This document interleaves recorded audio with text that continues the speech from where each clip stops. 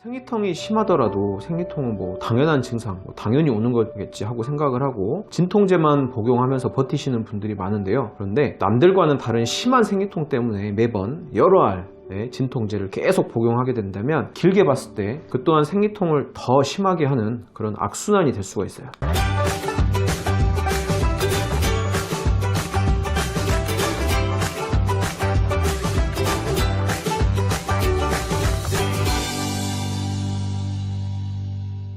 안녕하세요. 이음여성 한의원 대표원장 김우성입니다. 매달 찾아오는 생리가 그다지 반갑지 않은 분들도 분명 있을 거예요. 특히 생리통이 매번 심한 분들은 더욱 그럴 텐데요. 생리통은 보통 가임기 여성 90%, 즉 10분 중에 9분 이상이 겪을 만큼 굉장히 흔한 증상이에요. 근데 이 중에서 약 10%, 즉 10명당 1명 정도는 일상생활에 지장을 받을 만큼 통증이 굉장히 심하다고 합니다. 생리통이 심하더라도 생리통은 뭐 당연한 증상, 당연히 오는 거겠지 하고 생각을 하고 진통제만 복용하면서 버티시는 분들이 많은데요. 생리 중에 한두 알 정도 진통제 복용은 별 문제가 되지 않아요. 그런데 남들과는 다른 심한 생리통 때문에 매번 여러 알 진통제를 계속 복용하게 된다면 길게 봤을 때 그 또한 생리통을 더 심하게 하는 그런 악순환이 될 수가 있어요. 혹시 이 영상을 보시는 분들도 극심한 생리통 때문에 매번 드시는 진통제 문제가 있지 않을까 걱정되지 않으신가요? 오늘 영상에서는 생리통이 심해진 이유, 그리고 생리통의 진통제를 오래 복용하면 생길 수 있는 문제점들, 그리고 생리통을 좀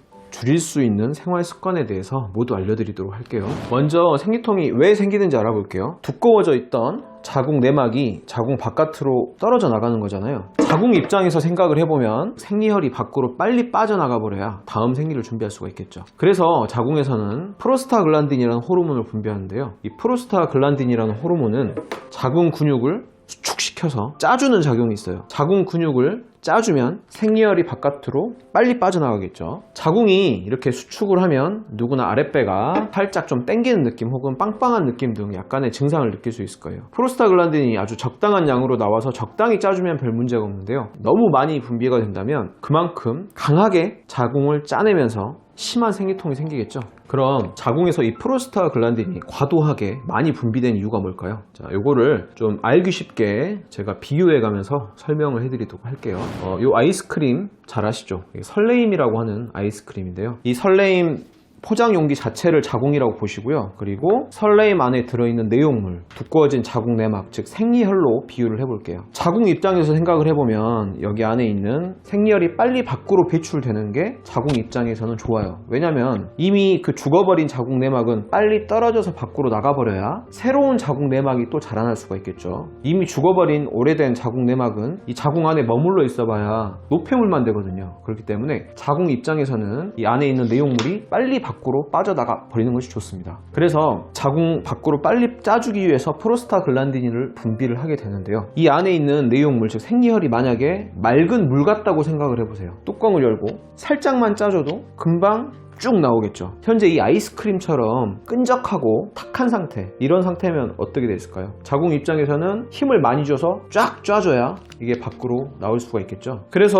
생각을 해보면 자궁 입장에서는 프로스타글란딘을 과도하게 분비해야 하는 이유가 자궁 내막, 즉 생리혈이 끈적하고 탁한 상태이기 때문에 적게 힘을 줘서는 잘 나오지 않는 상태로 생각해 볼 수가 있어요. 보통 생리통이 심한 분들은 제가 보면 생리혈 자체가 굉장히 검붉고 탁하고 끈적한 경우가 굉장히 많아요. 그래서 생리혈의 덩어리도 있고요. 이런 상태를 한의학에서는 자궁에 어혈이 있다, 이렇게 표현을 합니다. 생리혈이 끈적하고 탁하고 검붉고 덩어리를 이룬 상태, 이런 상태에서는 쉽게 나가질 않기 때문에 자궁이 강하게 수축을 해야 되는 거죠. 근데 생리통에 복용하는 진통제는 어떤 효과로 생리통을 없애줄까요? 그건 바로 진통제가 프로스타글란딘을 생기는 것을 방해하기 때문이에요. 즉 프로스타글란딘이 합성되는 걸 방해하는 건데요. 프로스타글란딘이 생기는 걸 방해하면 자궁 수축이 덜 되니까 당연히 생리통이 줄겠죠. 근데 다시 자궁 입장에서 생각을 해보면요, 자궁 내막을 빨리 털어줘야, 즉 생리혈이 자궁 밖으로 빨리 빠져나가 좋다고 했죠. 그래야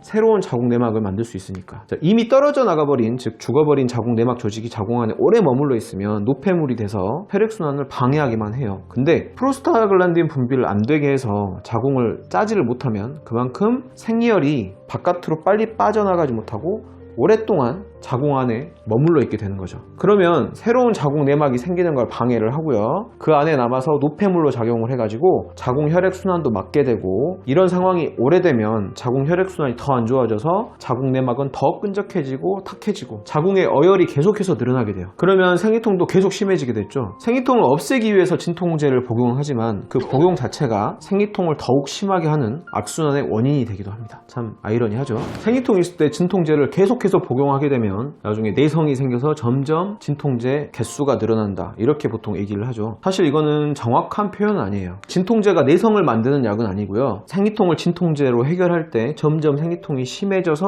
나중에 진통제를 늘려야 하는 거는 제가 아까 설명드렸던 대로 진통제를 자주 복용할수록 자궁 수축이 제대로 안 돼서 자궁 안에 어혈이 더 늘어나기 때문에 이게 점점 생리통을 심하게 하는 악순환을 일으키고, 점점 생리통이 심해지기 때문에 진통제 수를 점점점 늘려야 되는 것이죠. 어떻게 보면 이게 좀 더 정확한 표현이라고 할 수 있습니다. 진통제를 오래 복용하면 간이나 위장, 신장 등에 무리를 줘서 여러 가지 문제점을 일으킬 수도 있는데, 사실 이런 부작용에 대해서는 많이들 알고 계실 거예요. 하지만 정말 알려지지 않은 이 부작용에 대해서 알려드리려고 이렇게 설명을 드렸습니다. 그렇다면 어떻게 하라는 건가요? 진통제를 먹지 말라는 건가요? 무조건 참으라고요? 그런 뜻은 당연히 아닙니다. 당연히 생리통이 심하면 진통제를 먹는 게 맞아요. 진통제가 안 좋다고 생리통을 참는 거는 오히려 증상을 악화시킬 따름입니다. 염증이 더 심해져요. 제가 하고 싶은 말은, 계속 생리통이 심한데 진통제만 의존하면서 생리통? 진통제밖에 방법이 없지 않나? 이렇게 생각하지 마시고 적극적으로 생활 습관을 개선해 주고요. 한의학적인 방법을 통해서 좀 한약을 복용하든지 개선하는 것이 좋다, 이런 뜻입니다. 일상적인 증상 호전으로 넘어갈 게 아니라 심한 생리통 유발하는 근본적인 원인을 해결해야 한다는 것이 가장 중요하죠. 생리통과 진통제의 관계를 설명드렸었는데요. 이제 생리통을 줄일 수 있는 간단한 생활 습관에 대해서 알려드릴게요.